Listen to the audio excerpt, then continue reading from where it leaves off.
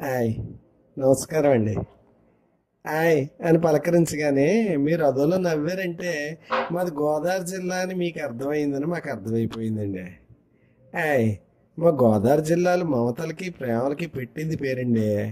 అలాగే వంటలకి పిండి వంటలకి కూడానండి. మా దగ్గర పిండి వంటలు వెరైటీగా ఉండడమే కాదండి, రుచికి శుచికి కూడా పేరు వెళ్ళిపోతాయండి. అలాంటి మహారాణి లాంటి ఓ పిండి వంటే ఈ పూతరేకండి. పూర్వం రాజులు భోజనాల్లో బంగారు రేకులు వేసుకుని భోజనం చేసేవాళ్ళని ఇనే ఉంటారు కదండి. అంతటి భాగ్యం అందరికీ అందివ్వాలని పుట్టిందే ఈ పూతరేకండి. ఈ పూతరేకు మా గోదావరమ్మ మనసంత మెత్తగా, మా కోనసీమ కొబ్బరి అంత తీగా ఉంటుందండి. మడతలో మమతలు నింపుకున్న పూతరేకు తిన్నారంటే మా మీద మనసు పారేసుకోకుండా ఉండలేరండి. అందులోనూ ఈ పూతరేకు తయారీకి డాక్టర్ బిఆర్ అంబేద్కర్ జిల్లాలోని ఆత్రేయపురం గ్రామం పెట్టింది పేరండి. సత్యనారాయణ స్వామి ప్రసాదం అంటే అన్నవరం గుర్తొచ్చినట్టు, వెంకన్నబాబు లడ్డూ ప్రసాదం అంటే తిరుపతి గుర్తొచ్చినట్టు, పూతరేకు అనగానే మా ఆత్రేయపురం పేరే గుర్తొచ్చేస్తుందండి. తినకుండానే నోరూరించేస్తుందండి. ప్రేమలు, మమతలు, పిండులు, మడతలు పాతకాలం వేయినా సరికొత్త తరానికి మరిన్ని సరికొత్త రుచులతో సింగారించుకుంటూ మా ఆత్రేయపురం పూతరేకు కూడా ప్రపంచవ్యాప్తంగా ఫేమస్ అయిపోయిందండి. ఎర్ర బస్సు కాడి నుంచి ఏరోప్లేన్ వరకు అన్నీ ఎక్కేసి దేశాన్ని చుట్టేస్తున్న తెలుగోళ్ళ చుట్టం ఎవరన్నా ఉన్నారంటే అది మా ఆత్రేయపురం పూతరేకేనండి. ఇలా మాటలతో మీకు నోరేరుస్తున్నానని అనుకోకండి బాబు. దీని అందం సందం రుచి చేత మీకు చూపిద్దామన్న తాపత్రయమేనండి. ఇంకెందుకండి ఆలస్యం, రండి ఓ పాలి ఆత్రేయపురం కథ కమావిషు చూసొద్దాం.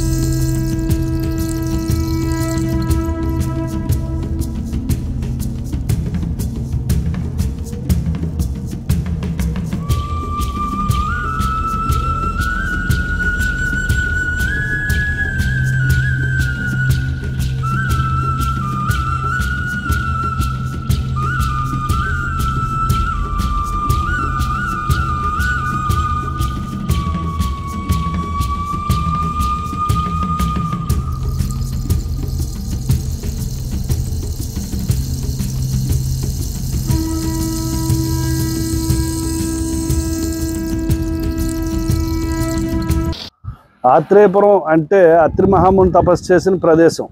ఆ రకంగా ఆత్రేయపురం అనే పేరు వచ్చిందంటారు. అనసూయమాత ఆయన సతీమణి. ఆ రకంగా పవిత్రత ఈ ఊరుకున్నదని మేము భావిస్తూ ఉంటాం.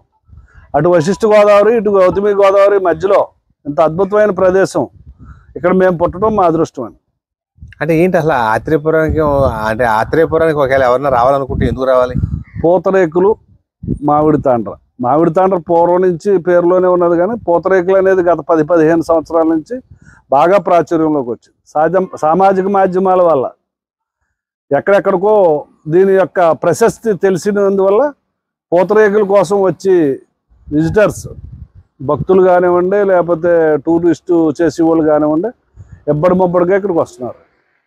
పూతరేకు తయారీ అంటే దీనికి కొంచెం ఇంచుమించు 300-400 సంవత్సరాల పూర్వం నుంచి ఒక కమ్యూనిటీలో వాళ్ళు పదార్థం కింద ఇది రూపాంతరం చెందిందండి. ఓ మహిళ వరి అన్నం వండుతూ ఉంటే ఆ తొరక కట్ట క్రమంలో దాన్ని ఇలా పూతరేకు కింద తీయటం, పేద మహిళలు ఇంట్లోంచి బయటికి వెళ్ళి కష్టపడలేని వాళ్ళు భర్తకి ఏదో రకంగా సాయం చేయాలనే ఉద్దేశంతో ఈ పూతరేకు అనేది ఈ కొన్ని కుటుంబాల్లో ఇళ్లల్లోంచి ప్రస్థానం మొదలైందండి. ఇది ఇలా అన్ని కమ్యూనిటీల్లో కూడా పూతరేకులు తీస్తున్నారు. ఆత్రేయపురం పూతరేకు పుట్టుక ఆత్రేయపురం. దీనికి అదే అంశం మీద జియోగ్రాఫికల్ ఇండికేషన్స్ కూడా ఇచ్చారండి గత సంవత్సరం. అంటే ఆత్రేయపురం పూతరేకు ఆత్రేయపురానికి సొంతం అనేది టెక్నికల్గా కూడా అది గుర్తింపులోకి వచ్చింది. ఇది చాలా నైపుణ్యం ఉన్న మహిళలు చేసే కార్యక్రమం అండి. వరి ఇక్కడ దొరికే వరి బియ్యం ఏవైతే ఉన్నాయో వాటిని 2-3 గంటలు 5 గంటల ముందు నానబెట్టి దాన్ని ఇది వరకు రుబ్బురోల్లో రుబ్బివ్వరండి. ఇప్పుడు గ్రైండర్లు వచ్చినాయి, రాతితో పనిచేసి గ్రైండర్లు వచ్చినాయి, మోటార్ తిప్పుతుంది. దాని మీద కాటికి ఏ రకంగా ఉంటుందో అలా ఆ బ్యాటర్ని వరి మిశ్రమాన్ని బాగా పల్చగా చేసి దాన్ని కొండ మీద కొబ్బరాకులు తేలికపాటి అరిటాకులు లాంటివి మంట పెడతా తీయటం అనేది చాలా నైపుణ్యంతో కూడిన వ్యవహారం అండి ఇది. అంటే పూతరేకు తయారు చేయడం సరే, ఈ పూతరేకు తయారు చేసిన తర్వాత మళ్ళీ ఆ పూతరేకు మధ్యలో ఇలా బెల్లం పెట్టి పంచదార పెట్టి తర్వాత ఇంకా ముందుకెళ్తే డ్రై ఫ్రూట్స్ పెట్టి ఈ ఆలోచనలు ఎలా రూపుదిద్దుకున్నాయి? అంటే పూర్వం పల్లెటూరులో ఆ రోజుల్లో ట్రాన్స్పోర్ట్లు అయ్యి లేవు, స్వీట్ షాపులు లేవు. ఎవరైనా ఒక అతిథి కానీ ఒక చుట్టం కానీ ఇంటికి వచ్చినప్పుడు ఏదోటి పెట్టాలనే కాంక్షతోటి ఆ పూతరేకులు ఇంట్లో లభించి నెయ్యి, ఇంట్లో లభించి పంచదార కానీ లేదా బెల్లం కానీ. ఇప్పుడు అయితే బెల్లం ప్రాచుర్యంలోకి వచ్చిందని పూర్వం పంచదార జస్ట్ చేతితో వేసేసి కొంచెం నెయ్యి వేసేసి ఇచ్చేటి పూతరేకు ఇవాళ డ్రై ఫ్రూట్స్ దగ్గర నుంచి షుగర్ ఫ్రీలు స్థాయికి ఎదిగిందండి. అంటే ఇది వరకు కేవలం నాకు తెలిసాక కూడా 5-6 కుటుంబాలు మాత్రమే పూతరేకు తీసి జీవనోపాధి కల్పించుకునే దిశలో ఉండేవాళ్ళండి. ఈరోజు ఆత్రేయపురంలో సుమారు 800 నుంచి 1000 మంది మహిళలు వ్యవసాయ కూలీ పని మానేసి వాళ్ళ ఇంట్లో ఇక 4-5 అడుగుల ప్లేస్లో కొండ పెట్టుకుని తీసుకుని రోజుకి 400 రూపాయల నుంచి 800 రూపాయలు సంపాదించి స్త్రీలు ఆర్థిక స్వావలంబనకి ఇది ఒక మారు రూపం అనమాట. ఎవరో ఏమీ చెయ్యక్కలేకుండా ఒక 500 రూపాయల కొండ, 1 కేజీ బియ్యం అంటే 40 రూపాయల కేజీ బియ్యం, 100 గ్రాముల నూనె. 100 గ్రాముల నూనె అంటే కొంచెం ఇంచుమించు 15 రూపాయలు 20 రూపాయలు పెట్టుబడితోటి ఆవిడ ఒక 600 రూపాయలు గ్యారంటీగా సంపాదన ఈ పూతరేకులో ఉన్నది. అనేక రకాల మంది అనేక రకాలుగా కృషి చేశారండి. దీన్ని కాపీ చేసి వాళ్ళు కానీ ఇది 2 ప్రక్రియలు అండి. ఒక ప్రక్రియ పూతరేకు తయారు చేయటం, పూతరేకు కొండ మీద తీసి దాన్ని తయారు చేయడం అనేది ఒక ప్రక్రియ అండి. తర్వాత దాన్ని రకరకాల రూపాల్లో రకరకాల స్థాయిల్లో వాళ్ళు చేసి అమ్ముకుని మార్కెటింగ్ చేయటం, లేకపోతే షాపులకు వేయటం, రేకుల బలంగా వెళ్ళటం, చుట్టల బలంగా వెళ్ళటం అనే కార్యక్రమం ఇది 2 దశలండి.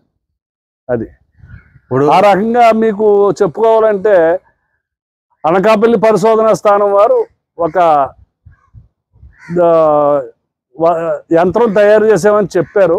వాళ్ళు డైరెక్ట్గా ఇక్కడికి వచ్చి చేశారు కానీ అది సక్సెస్ అవ్వలేదు. మళ్ళీ మాడిఫై చేసి తీసుకొస్తా ఉన్నారు, ఇప్పటివరకు రాలేదు. ఇప్పుడు అయితే కేవలం కొండ మీద కొబ్బరాకులు అరిటాకులు మంటతోటి పూతరేకులు తీయడం అనే కార్యక్రమం ఇక్కడ నడుస్తుంది. ఓకే, అంటే మన విదేశాలకు ఎక్స్పోర్ట్ అయినా ఉంటుందండి? విదేశాలకు ఎక్స్పోర్ట్ అనేది ఉన్నదండి. మేము కూడా ఫికానా ఫుడ్స్ అనే సంస్థతో మేము ఆన్లైన్లో వరల్డ్ వైడ్ లాజిస్టిక్స్ ఎక్కడికుంటే అక్కడ పంపిస్తున్నాం. అలా కాకుండా పూర్వం నుంచి ఇదే వ్యాపారంలో ఉండి చేతులు సంచులు పట్టుకుని రకరకాల ప్లేసులకు వెళ్ళి అమ్ముకుంటాం, ఫోన్ల ద్వారా ఆర్డర్లు, మౌత్ టు మౌత్ ఆర్డర్లు, అలాగ మొత్తం ప్రపంచవ్యాప్తంగా పూతరేకు అనే దానికి ఒక గుర్తింపు అయితే మాత్రం గ్యారంటీగా వచ్చింది. మీకు నిజంగా చెప్పాలంటే ఆ నెయ్యి ఇక్కడ పండి బియ్యంలో ఉన్నటువంటి ఒక క్వాలిటీ, గోదావరి జలాల వల్ల సుసంపన్నమైన ఈ భూమి మీద పండి బియ్యం వల్ల రుచి కానీ నెయ్యి రుచితోటి అమృతప్రాయం. నేను ఎంతోమందిని అడుగుతాను మళ్ళీ వాళ్ళు తిన్నాక ఎలా ఉందని అనే మాటలు వాళ్ళ భావాలను పంచుకుంటాం అనేది నిజంగా వాళ్ళు ఎందుకు అట్రాక్ట్ అవుతున్నారు అనేది మనం వాళ్ళు తిన్నాక అడిగితేనే వాళ్ళ దగ్గర నుంచి సమాధానం వస్తుంది. ఇది చాలా గుర్తింపు పొందిందండి. అందులో ఇది అన్ని ప్రోటీన్ ఉన్నటువంటి పదార్థం, అన్నీ కూడా ప్రోటీనే.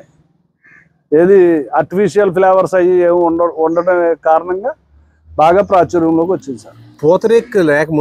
పూతరేకు అనేది లేకముందు ఆత్రేయపురం పరిస్థితి ఏంటి? అప్పుడు ఆత్రేయపురం గురించి ఎవరికైనా తెలుసా? ఆత్రేయపురం అంటే అప్పుడు వాణిజ్య పంటలు ఉండేవి కాదండి. ఏదో వర్షాధారం మీద పండించి పంటలో కొన్ని బాగా ఎవడైనా నుయ్యి ఇలా ఉంటే వ్యవసాయ ఆధారం మీదే బతికారు. అంటే ప్రకృతి మీ సహకారంతో బతకడమే.